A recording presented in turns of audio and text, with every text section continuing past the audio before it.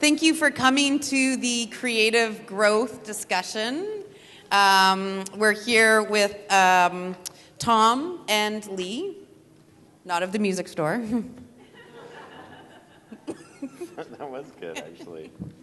But yeah, I just wanted to welcome everybody. My name is Amy Nugent. You've probably seen me today. I'm the Director of Resource Development for the Inclusion BC Foundation. And I just feel really grateful.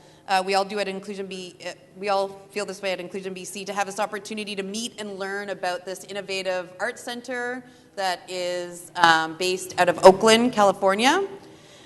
Lee Plested here operates the apartment gallery. And Tom will be talking about bringing artists with disabilities into the contemporary art world. That's what they do at their art center. I just wanted to say, opening tonight at the apartment, that's Lee's gallery, is a show featuring the work of creative growth artists. What is the title of the show? Gallery Artists. It's called Gallery Artists. So I encourage everybody to go. I'm going to be heading down there at 7. If there's people that need a ride, I'll stick around just to make sure anybody that wants to go can go, because it's down in Chinatown. The address is in the program, and I'll give it to you right now. It's 119B East Pender Street. It's a wonderful gallery in historic Chinatown. If you're visiting from outside of the area, I encourage you to go down and check out that part of town. I'd like to acknowledge all the artists in the room, people that have participated in the art show that we have outside. And especially Sandra Stubbs is here. Sandra, do you want us to stand up? Sandra was the winner of our art submission call-out, and her piece was chosen to be the feature art piece. It can be seen in the program, in the centerpiece. Woo! Hi, Sandra. Woo-hoo!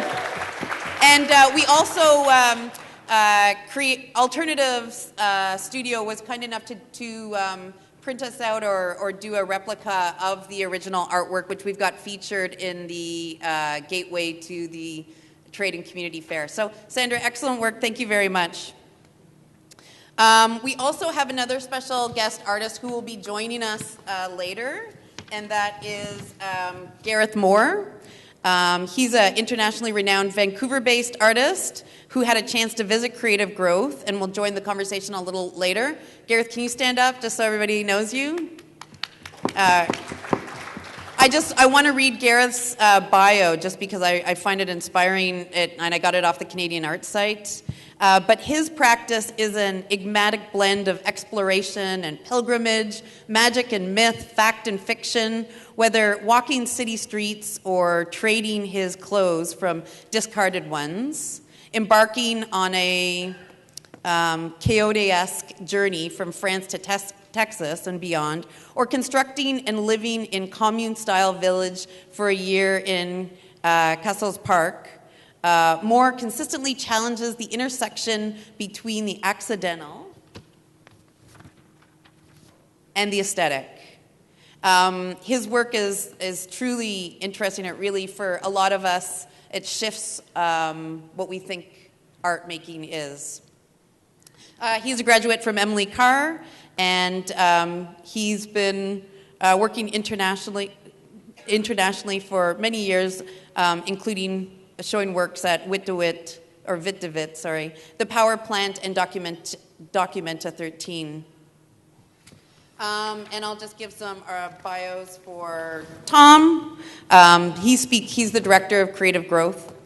He speaks around the world about the center's major artists and their relationship to both outsider art and contemporary culture. Prior to this position, he served as assistant director of the Berkeley Art Museum, Pacific Film Archive, and with a Master's of Fine Arts from Maryland Institute College of Art in Film and Photography, is an award-winning filmmaker and has been the director of GLAD, San Francisco, the director and the San Francisco International Lesbian and Gay Film Festival. And Lee is a Vancouver-based curator. He received his Master's of Art from the California College of Art, San Francisco, and has organized exhibitions including Through the Looking Glass, Modernism from the Collection, from the Art Gallery of Greater Victoria, and Murillo Garcia Torres's Conrad Wendt for the Morris and Helen Belkin Gallery, UBC, Vancouver. Lee operates the apartment with his husband, Eric, a commercial gallery that is highly active in the international context, working with artists from around the world. So I'm going to let Tom start off. He's going to do a presentation, and then they'll get into some conversation, and Gareth will come up, and I'll also come up later and join. So thank you very much. Thank you, Amy. Very happy to be here. I might stand up because I like to walk when I talk. I don't know why that is. So creative growth. I'm going to tell you, you're going to meet some of our artists. We are, there we go. Creative Growth, Oakland, California is in the San Francisco Bay Area, for those of you who may or may not know that. So something really interesting happened in 1972. California, well, it's 2 years after the Summer of Love, so if you're familiar with the San Francisco Bay Area, hippies and popular culture and all these things were happening. So it was a time of significant social change.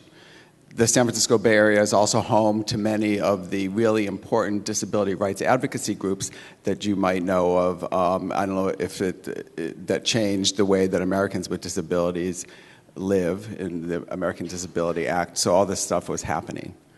California passed a piece of legislation in 1972 called the Lanterman Act, which instantly deinstitutionalized populations of people with developmental disabilities, primarily that had lived in state hospitals for most of their life. So, where does that leave us? Our founders, Elias and Florence Katz, and some artists thought, well, what are these people going to do that have spent their entire lives in institutions coming out into the community for community-based programming? So literally, they put paint on a table in their house and said, well, I guess they can come here and paint. She was an artist. He was a therapist and believed in the power of art, and they just thought of it as a transformative. The slides don't seem to be advancing. There we go, they're just slow. So they just really thought that this is how people are going to participate in the world. Very early on, within about a year or so, a professional plan developed that this would be an artist-run studio space where artists would work, and there would be a gallery where artists would show their work, and it would be a very professional situation, and it would be a lifelong occupation. It wasn't incidental. To our knowledge, this is the first time that this happened in the world. There were other art-making programs, but they were parts of hospitals or vocational training programs or other sorts of things, but no one had started an art center exclusively at the time for people with developmental disabilities. This is 43 and a half years ago. So the program started to develop, and it moved along, and the philosophy was very clear that everyone that would work there as staff and volunteers would be artists, and the people that would come would make art. Sounds simple, but in 1972 it was a radical idea. No one had done it before. And it became a community of art making. It's all visual arts. This is Charlie Nagel making what he calls a coiled vase. And William Scott in the ceramics area. It's all visual arts. We don't have any performing arts. But the philosophy was very clear that our teaching program is not a teaching program. We're not a teaching institution. We're a learning institution. So we have this very clear hands-off policy with our staff that we don't direct the artist's work, and we don't touch it, and we don't teach in a traditional way, and we don't tell them what we're going to do, what they should do. That we allow and nurture creativity to come from them and for their voice to find the way and for them to show us what they are going to do. Communication and art often intersect. And it's a powerful thing, and we allow for that to happen, particularly early on when we'd be looking at people who had been institutionalized for 30, 40, 50 years, often told to be quiet, not being able to speak, sometimes literally, coming to an institution or a studio, coming out of an institution to a studio where people said, tell me. They do. In 1982, we bought this building. It's gorgeous. It was a auto repair shop in Oakland, California. And a few years ago, we raised a couple $1 million to renovate it, and it now looks more like, I don't know why I'm not getting slides, it looks more like that. We currently serve 162 artists, primarily with developmental disabilities, in the studio every week. This is the earliest photograph I can find of artists working at Creative Growth. This is probably 1981. It still looks, to my eyes, like it's an institutional setting. And that's much more what it looks like today. Carlos and Natasha in the ceramic studio. I think what's really important to know about Creative Growth is that we really try to challenge the notion of who an artist can be in the world and who can make art, and looking at it from a point of view of a self-taught artist, how our artists can not only be participants in the art world, but they can be leaders in the art world. And we'll get to a couple of stories. We have a terrific staff. We have 28 staff people. This is Michael Hall, who runs our video animation program, helping Gal Lewis with a series of short films that I think we'll have in the exhibition tonight. And this is artist Dan Miller working on a large painting. Dan is an artist whose work has been acquired by the Museum of Modern Art in New York, working on a large painting. Dan has an assistant. Her name is Veronica, and she's there. So she helps Dan get the paper out and access materials, but it's very clear. She doesn't decide when a painting is done. She doesn't tell them what to get them out of the way. As I mentioned, we have 162 artists. You can come as often as 6 days a week and as little as 1 day a week. We're not a residential program. We have about 20 buses that bring people in. Some people are independent travelers. We're not art therapists. Art therapy is a specific practice that none of us went to school for, so we don't engage in therapy that we're not trained to do. We're all artists, and we foster creativity. This is Cedric Johnson making a large mosaic tile panel for an apartment building. There it is. This was a community housing project for people with disabilities in the East Bay of San Francisco, and so we do that as well. We have artists who've been coming every day since 1974. I'm going to say that again. We have artists who've been coming every day since 1974. Half of the people in this room weren't born then. This is our rug making program, which is a program within a program. So the artists make these. We have several rugs in the exhibition tonight. They spend 3 or 4 months making a hand hooked rug of their own design, and it's a really tedious kind of process that people tend to enjoy. It would make me not very happy, but the people who like to do it love to do it. A lot of fiber arts. This is Merritt Wallace making what he calls a dream map. Merritt remembers his dreams and feels them moving through his body when he comes in the bus in the morning, and he says by the time he reaches the paper, they've gotten to his fingertips and they come out. And he can talk you through it. Louis Estape. The artists attend for free, and all the materials are given them for free. We don't charge them anything. If the artist chooses to show and exhibit and sell their work, they give half of it back to Creative Growth, and they keep half. So that's how they participate in our supporting our program. If they don't sell anything, they come for free, and they get materials for free for their whole life if they'd like that. And you don't ever have to leave unless you want to, or unless you're not part of the community and you hurt someone. Other than that, you can come forever. It's not judgmental. It's not like you have to make something or it's not good enough. You're just a part of the community if you're in the community. And some of our artists have taken 3 or 5 or 8 or 9 years to find their way. So we don't rush to conclusions about who the interesting artists are going to be, because they're all interesting. This chair, I just saw the slide today, and I thought I have to show you this, made by an artist, Carl Hendrickson, who died last year.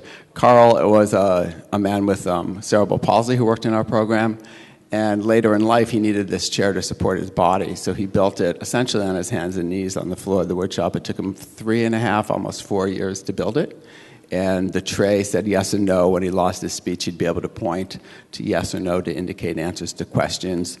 The wood cube held, he moved into a liquid diet, held the glass that he would drink from, and it was basically a construction to help him have lunch.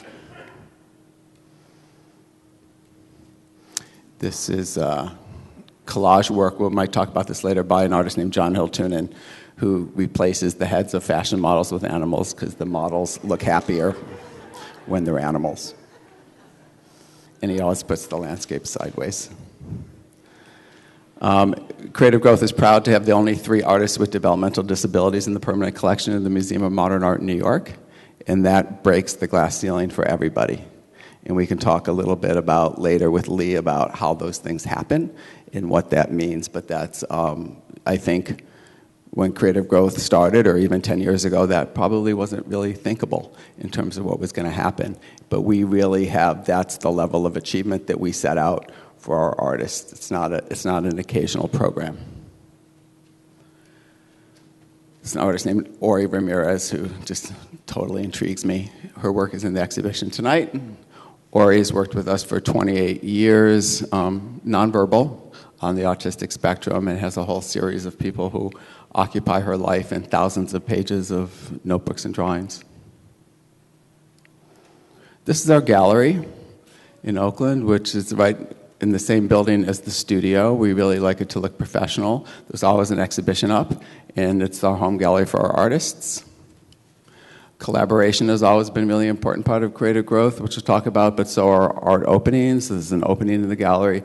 This is really seen as a portal for the public to come and interface with our people and really understand how they participate as full citizens in society and also as leaders in the art world. We talked about participating artists. The musician, artist David Byrne, for example, came and did a project with us, and we really like to partner with artists from around the world or the Bay Area or nationally who come to us for inspiration as much as we go to them for inspiration. Our openings have become increasingly interesting to young people, and we really want our programs and our people to be seen as not set-asides, but a place to go because of the work that they do as being inspiring and interesting. We also do a lot of design projects. This is a furniture design project we did with a company in San Francisco called McGuire Furniture with Creative Growth artists. These are bags we designed for Marc Jacobs. So we did a project for Marc by Marc Jacobs, which sold our product worldwide. A couple of years ago, that's a bag for Marc Jacobs. Watches by Dan Miller. We have a fashion line called Creative Growth for Everybody. This is what's called a lookbook when you show fashion to buyers. This is the Creative Growth lookbook with emerging artists. This is Scarlett Johansson and Creative Growth for Everybody. This is the Creative Growth for Everybody boutique in Barney's department store in New York.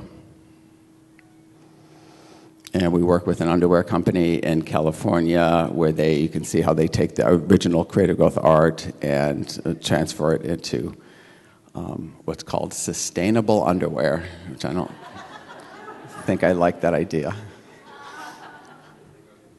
And this is a London designer who's working with the same artist to use her work as an inspiration for clothing.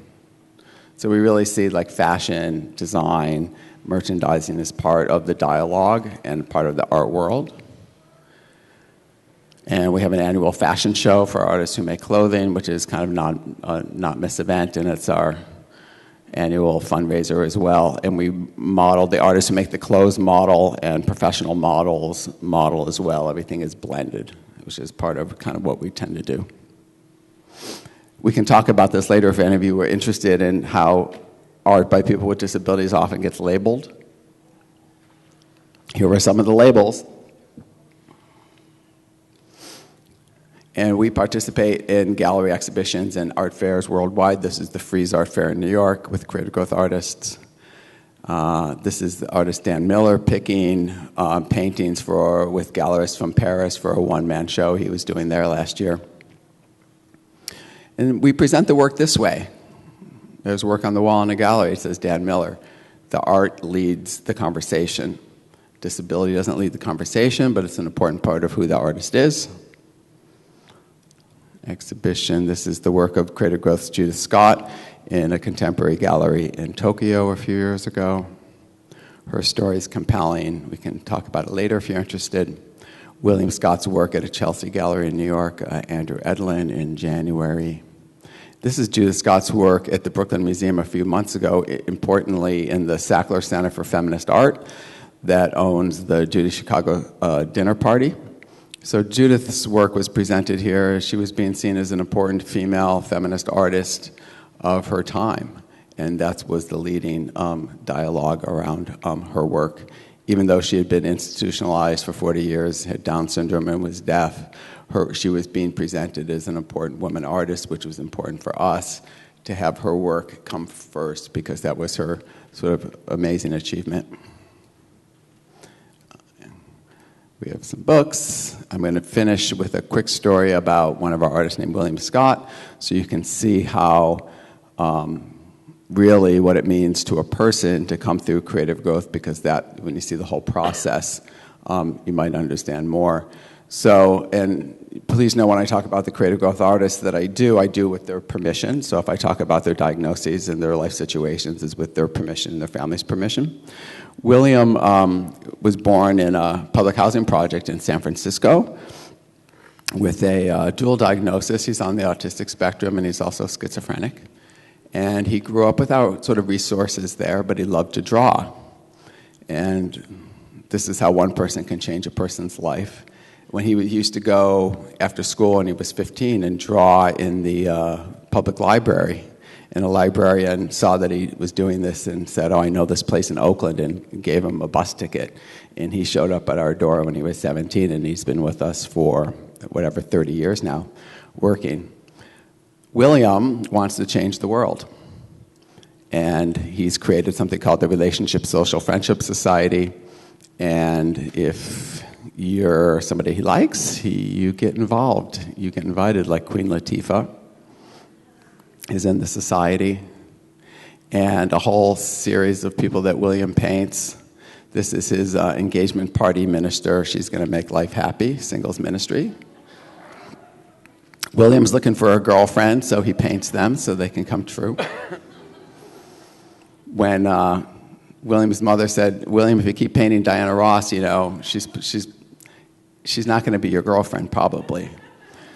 So he invented a whole series of women called citizen girlfriends. So he paints citizen girlfriends, and these are some of the citizen girlfriends. And William really does want. He was in an important exhibition in London last year called The Alternative Guide to the Universe, about artists who use their art to transform society. He wants to make the world different through his painting. Very complicated idea.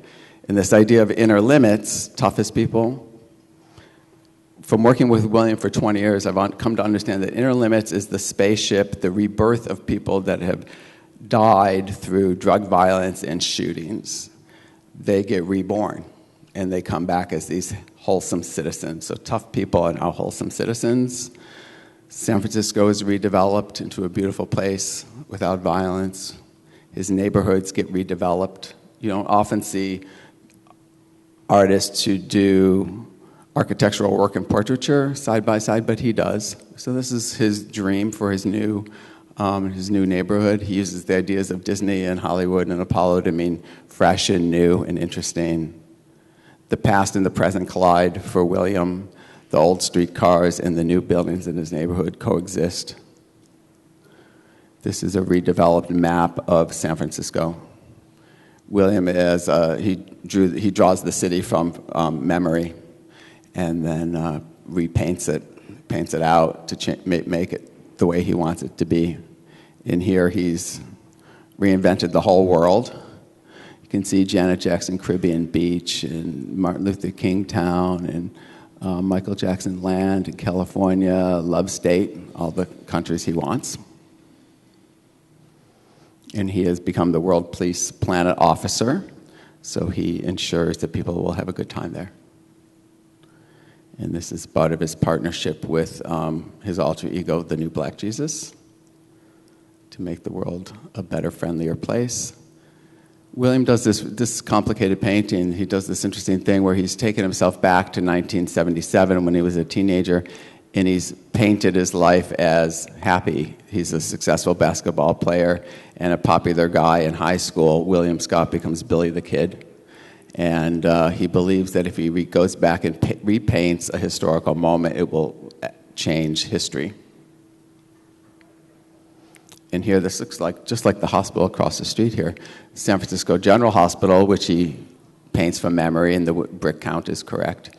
He had a burn on his body when he was a boy, and he didn't like the scar. He wanted it to go away. So he repainted the hospital back at that moment in the burn unit for the future so he could remove the scar from his body.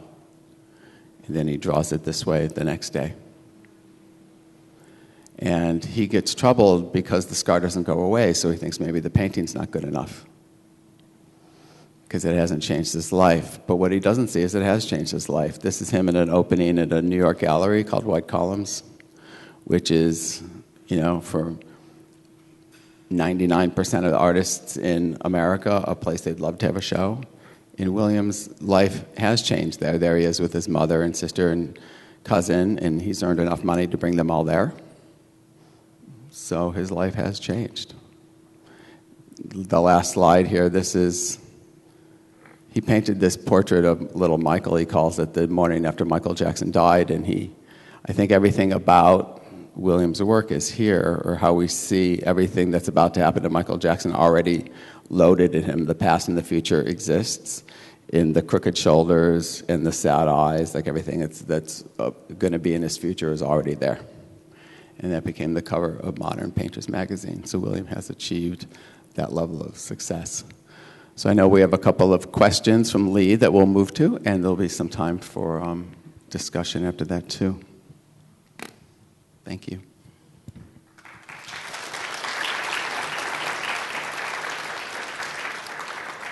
Yeah, thank you so much, Tom, for coming, and thank you so much, Christina and Amy and everybody at Inclusion BC. Tom and I have been talking about bringing the work of artists from creative growth.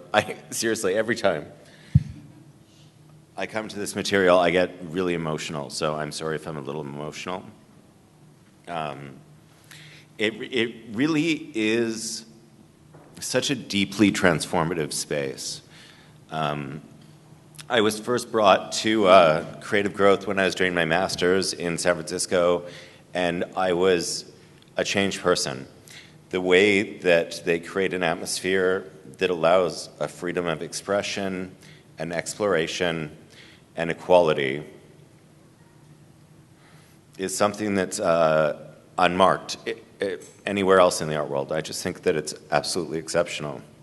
And so, as I knew the work, and colleagues of mine were putting these important artists, these extremely accomplished artists, in dialogue with other contemporary art, I became a strong advocate. And so, in that sense, it was very important to me for us to present the work of artists from this center here in Vancouver in our contemporary program, but to also provide a platform for a discussion and a perspective on the accomplishments of what they've really done, because it's an astonishing place.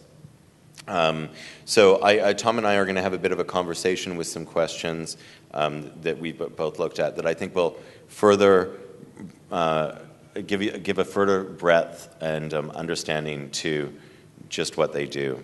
And so in that vein, Tom, I was wondering if you could tell us, when somebody comes to creative growth, what is the typical schedule of classes or sessions that those artists might encounter? Sure. If we do what we call an intake, somebody comes to Creative Growth for a tour, and if they feel like they want to be a part of our community, then we pick a number of days that they start, 2 or 3 days a week. And during that time, we ask people, do these activities seem interesting? And if yes, then they start.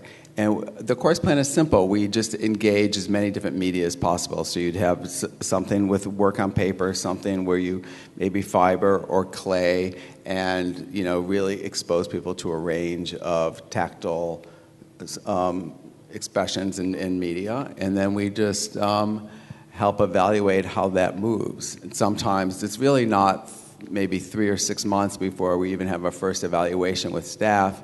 And, if we hear something like the ceramics teacher says, Sally just sort of sits there, and the drawing teacher says, well, she can't stop drawing, we don't automatically think that drawing's the best.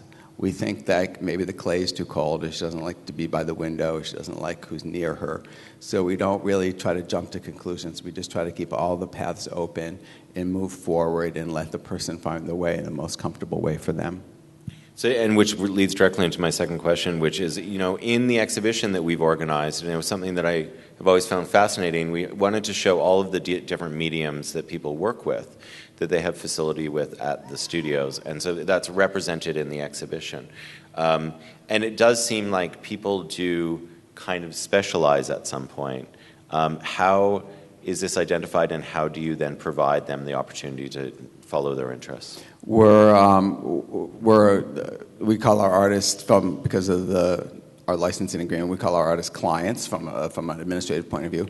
It's client choice, so that they determine what they're going to do, and they can change their plan at any time.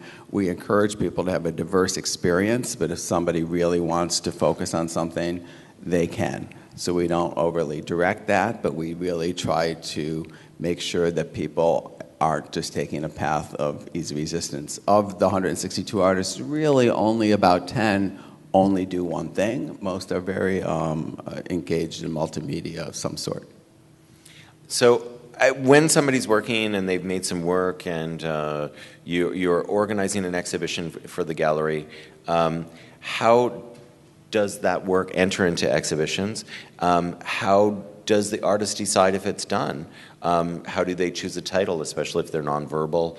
And how much do they participate in the choices of the display of their work? Sure. We're looking at the work of Dan Miller, which I didn't have time to show. This is all writing for Dan. He doesn't speak. You can see it there. So like Dan's work, for example, we don't know when it's going to be done. Some of these drawings and paintings are huge. And we don't decide, and if an artist asks, we don't answer. Which is a testament to staff patience. Is this done? I don't know. Do you think it's done?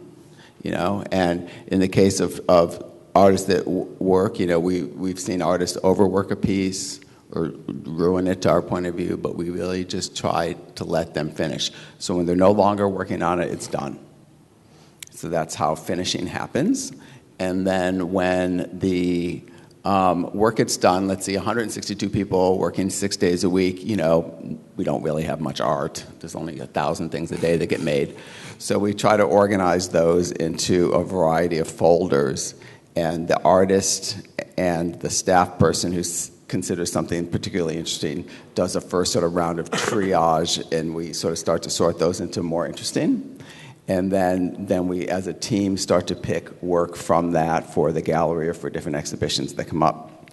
We also have an artist-run gallery where a big magnetic board in one room where the artists arrange their own work and do their own curatorial concerns, and we'll also look at how they put their work together collaboratively and how they think about other people's work, so they participate in the curatorial thread that way as well. That's really cool. Creative Growth has this very inspiring program where they bring really established contemporary artists in to do workshops with the artists. How was this program first imagined in the center, and how does it operate today? And, I was wondering if you could also tell us the story of a direct impact on a gallery artist from this program. Sure. Well, Creative Growth has always been artist-led. And from the very early days,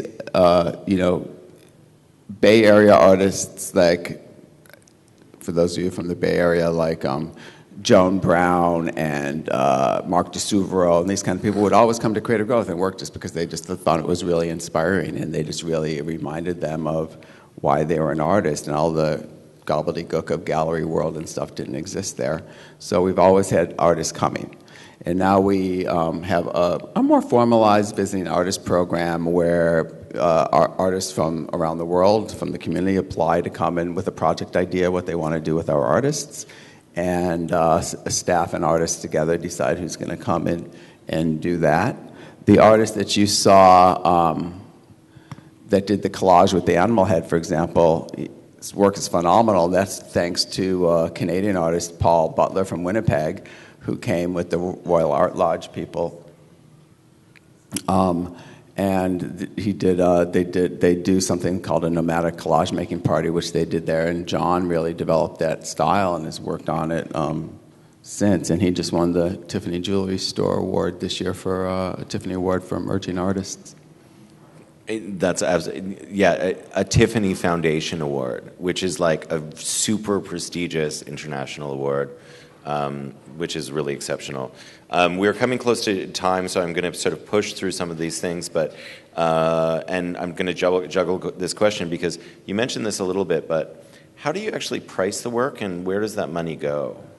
Yeah, the short answer to that is it should be priced at exactly what somebody will pay for it. The harder question, I know, is that we develop it like any artist in the art world, and if you want to play with the art world, you have to know the rules, that it moves up over time. And as it gets into more important collections, the price goes up, and if collectors want it, the price goes up, and if it's scarce, the price goes up. And once the price goes up, it can't really come down, otherwise then you take away value from the people who've paid that. So it's a really careful, slow, considered process. The money goes half to the artist, and that's complicated for some of them. Some of them give it back to us, and some of them are on payroll and have a whole different sort of series of ways that they take money from creative growth, and the other half comes back to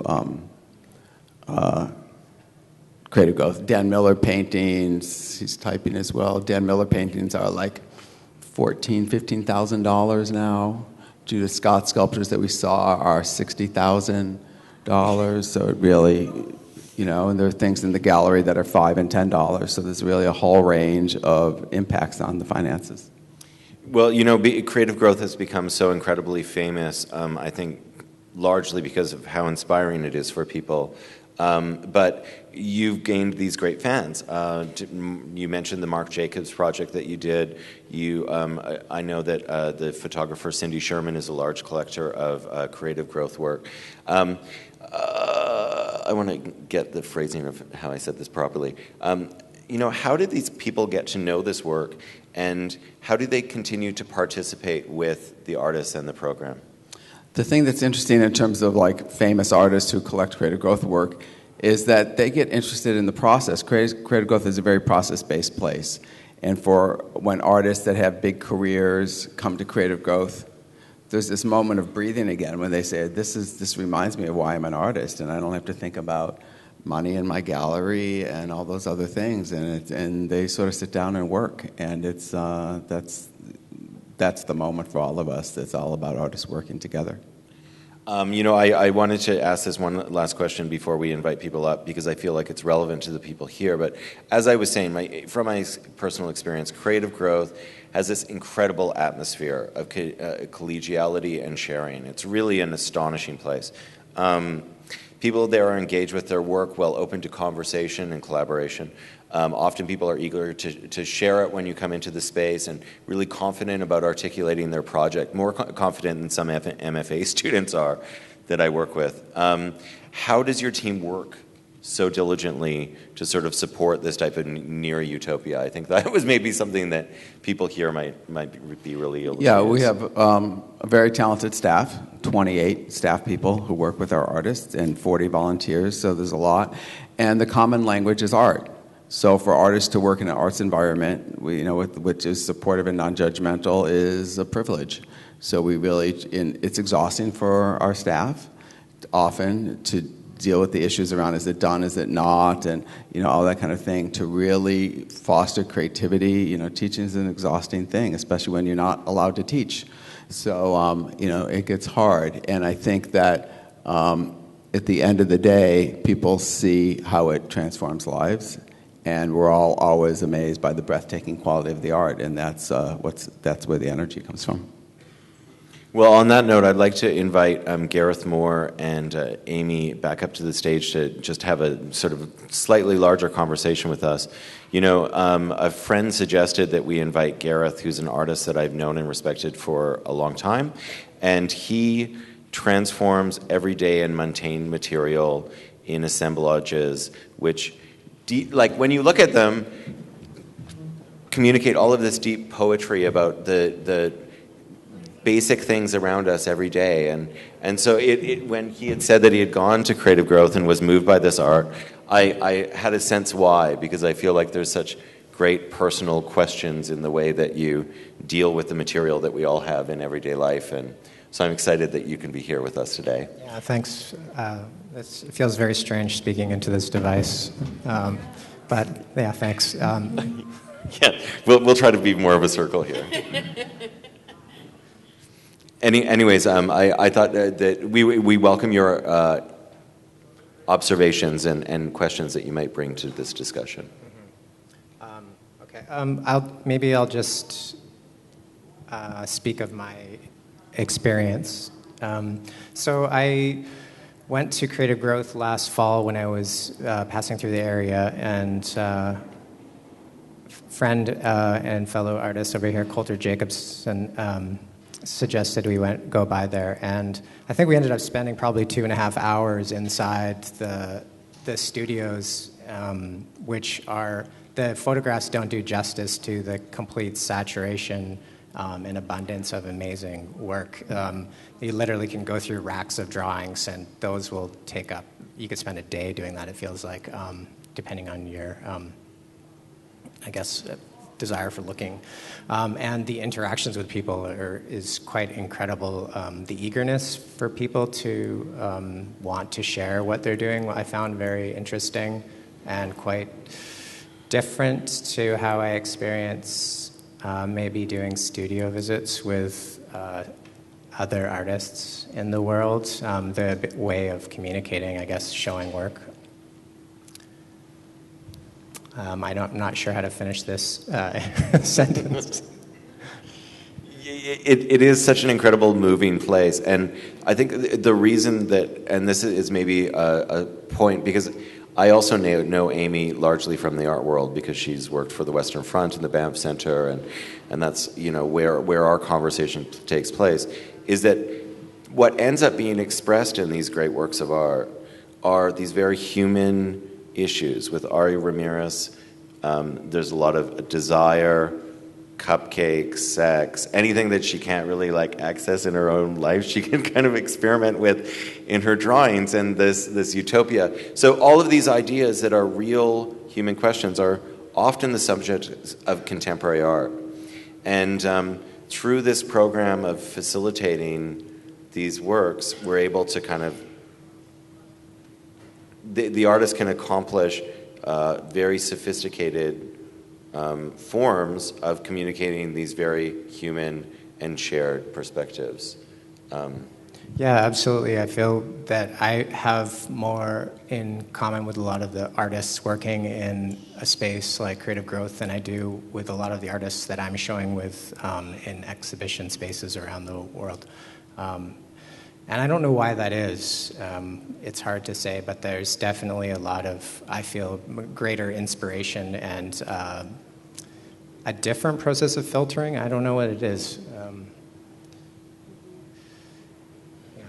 Contemporary art can be very complicated in its languages and in its references to its own history, and it's what I think makes it kind of inaccessible for a lot of people, that it's become very specialized. And I wonder if at this time, and maybe Tom, you can speak to this a little bit, because they have curators from all over the world coming to look at their artists' work and include them in exhibitions, that there's a new interest in, and I'm trying to avoid the word authentic, but a more direct voice, or something that's a little bit not so saturated with art speak. Yeah, well, there's this word called outsider art, and a lot of people ask if our artists are outsiders, and I say absolutely not. I mean, they're contemporary artists, they're living people making art in a community together, so they're contemporary artists.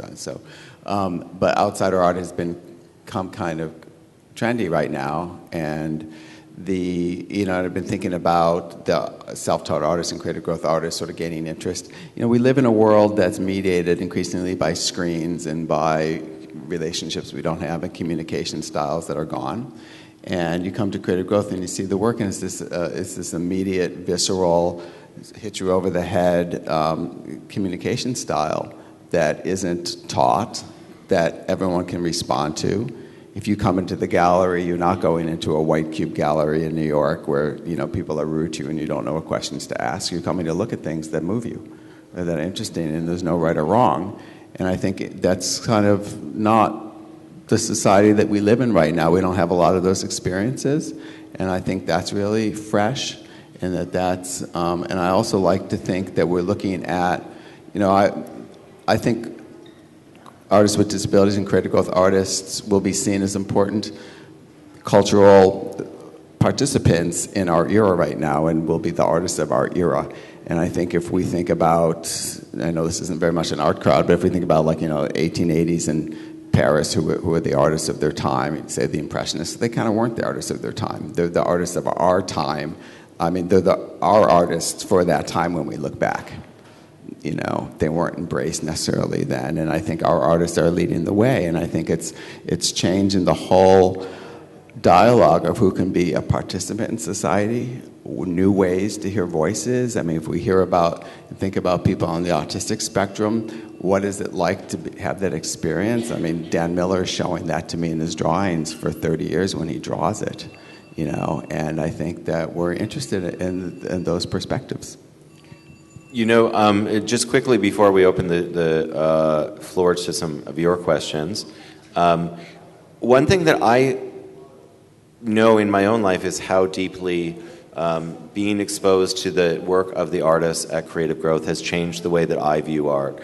And I think about my interests and how effective art practice can be today in all of the exhibitions that I make. Gareth, I wondered if you could speak a little bit about your experience, your influence, if you feel like there's been any direct impact on your own practice from your limited but exposure to Creative Growth. And Tom, I thought maybe you could talk a little bit about other artists who've come to visit the gallery, and if the artists at the center have had an impact on their practice as well. Yeah, I think that's a pretty complex question, and there's so many layers of filtering how you experience things and respond to them. So I've, definitely been incredibly inspired by the work, and specifically by some of the artists, which I think is why you're drawn to one thing over another, what those artists develop over time. I don't think, we showed one image of Ori Ramirez's work, and when I visited, I had the chance to look through a number of her sketchbooks, spend probably 20 minutes or half an hour or so going through her sketchbooks with Ori and Tom. And for me, that was incredible to see these drawings. The way you can quantify such an experience and how it influences me, I can't say. It's not so direct, but it's how I experience any interesting artwork in the world. And in a museum or here, it's the same thing. Here being in the archives of Creative Growth. Yeah, and for me, it's what I mentioned earlier, just like without being specific about the artists in general come and just respond to the creativity and the passion of the place, and it's process driven, and the art world thinks about product. When is it done? How much does it cost? Where does it go? Who owns it? And our artists don't. Creative Growth thinks about that for them, but 90% of what we do is about the process, and artists feel that, and that's why artists are artists, because that's the core language that they use to communicate with. Mm-hmm.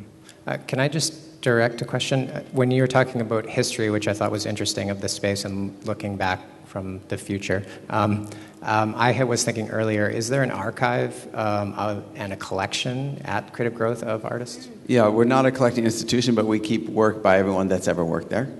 A few pieces by everyone at least, and it's become increasingly complicated for us to know what to do with all the work that gets made. And we haven't solved that problem. We now have several outside storage spaces that are filled with art, and but yeah, we do throw out work that's not finished, but we keep most things. I'm sorry, everybody. I think we're going to have to wrap it up. I know that the reception is about to begin, but I want to thank you very much. Gareth, thank you so much for coming and participating in this. And Lee, of course, for spearheading this discussion. We're really thankful that you were able to bring Tom to us and that it's connected to a show that's happening at the apartment. So it's serendipitous. It's wonderful. It's been fantastic. Thank you, Yeah. Amy. Thank you, everybody. Yeah, and I just want to make a few more things. We'd really like to thank Possibilities for helping fund this project. Thank you, Monique. Thank you, Fernando. We really look forward to how Alternative Creation Studio transforms. I know you're really thinking about, where do you go from here and how do you integrate the community into your studio and your artists into the community. So it's a really exciting time, and I just look forward to seeing the changes that happen. Thanks again, Sandra, for your participation. I'd like to thank Christina Hirakawa, my colleague, for running the art show that's outside, featuring artists from across the province. So thank you very much, Christina, for all your help. She's laughing. And I think that's about it. So remember, after this reception, there is the opening of the Creative Growth Artist Show at the apartment. So I'll be here. If you need a ride, let me know. We'll try to get people who want to get down there. So I'm going to welcome Jackie up to the stage. Just quickly, I'm going to take off because I have to go open my gallery. But Tom's going to hang out at the reception, so please approach him with any of your personal questions, and please feel welcome anytime this weekend. We are usually only open Saturdays, but we're going to be open tomorrow and Sunday as well for anybody who can't get a chance to come tonight. And please introduce yourself because we'd love to hear your stories and your interests. Thank you so much. Thank you so much. Thank you.